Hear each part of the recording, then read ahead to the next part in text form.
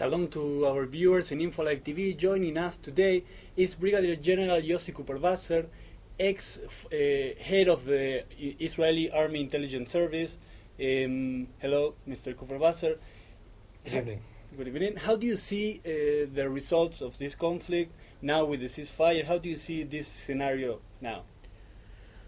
Well, results of the conflict are only on the level of potential results, in my mind, for the time being.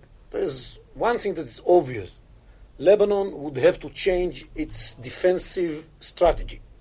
If until now the defense strategy of Lebanon was based on Hizbollah as the force that would protect Lebanon and the force that would deter Israel from attacking Lebanon, this has totally collapsed because Israel has decided not to let this happen. And after the abduction of the two soldiers, it has decided to take action and not to be deterred by the fact that Hezbollah has rockets. And that's why Lebanon cannot anymore depend on Hezbollah to protect it. Do you think that there was a failure in intelligence in this operation from the Israeli point of view? No, I don't think there was any failure of intelligence. I think that the intelligence was there. We knew what are the capabilities of Hezbollah. We knew what kind of a damage we can inflict on Hezbollah with the Israeli capabilities. And we knew because of that the fighting is going to involve the use of rockets deliberately against civilians by Hezbollah. We knew that within the places that are going to be hit were going to be Haifa and maybe even Hadera, which actually happened. The only surprise was the fact that Hezbollah had the C-802 anti-naval missile. This was a surprise. Do you think that we have to prepare for the second round of this war in a near future? Well, I think everybody understands that since, as I said, it's not totally clear what's going to happen in Lebanon, if Lebanon is really going to implement the UN resolutions. But even in a wider second round with Syria and Iran, I'm asking. I think the Syrians, in spite of what President Assad said today, the Syrians are very cautious. They know that it's not a good idea to fight Israel directly, and that's why they have invested so much in Hezbollah. They want Hezbollah to fight the war for them. And, but yes, we have to be prepared for every eventuality.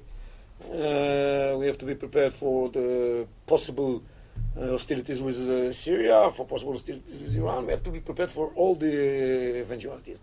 This is one of the main problems Israel has. Israel has to fight on a variety of fronts and be prepared to fight on a variety of fronts. And we are fighting the Palestinians all the time.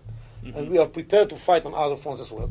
And Hezbollah for us was just one of these fronts that we have to be prepared to fight on. Today, after President Bashar Assad's speech, talking about getting back the Golan Heights by force and not by negotiations, Defense Minister Amir Peretz said that we have now to make use of the opportunity to open negotiations with Syria. After these results in this war, which are not clear enough, how do you see this speech from the Israeli Defense Minister? We are not against peace with Syria. We want peace with Syria. But of course, the messages we got so far from Syria about peace, and also today from President Assad, they have this habit of having very nice words, but we have to judge them by their deeds. And the messages we got so far from Syria were rockets of 302 millimeters falling on Afula and Hadera, rockets of 220 millimeters full with balls that are there in order to kill civilians, falling on Haifa and many other places in the Galilee. Tiberias and other places.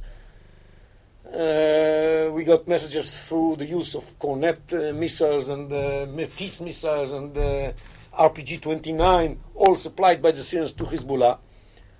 I can't say that these are messages of peace. The last question, what do you think is going to happen in the next few days? It's too early to say whether the Lebanese government, with the support of the international community, are really ready and able to do that. If they are not, it's another big problem. And finally, the Lebanese would have to discuss the issue of disarming Hezbollah as stated in the Security Council resolution. We all know that for Hezbollah, Security Council resolution is just a paper they can turn it into a small ball and throw it into the garbage. That's their clear intention.